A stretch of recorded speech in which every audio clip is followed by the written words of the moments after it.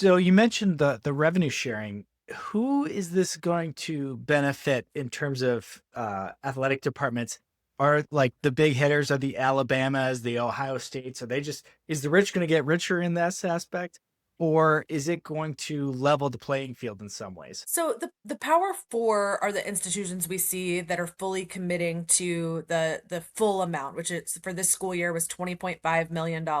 Schools can share anything from zero up to that 20.5. The Power Four across the board, they're all spending the 20.5.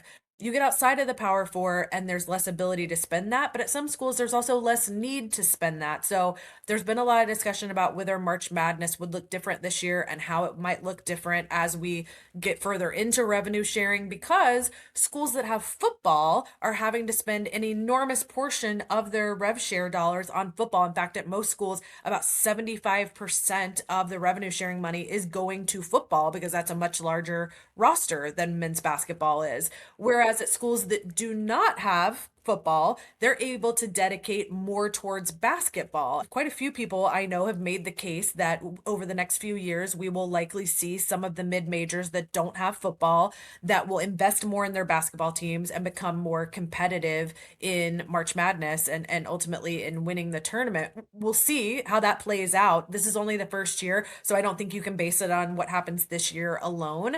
But there's an argument to be made that if you don't have football, you can invest more heavily in other sports and start to be more successful in those sports.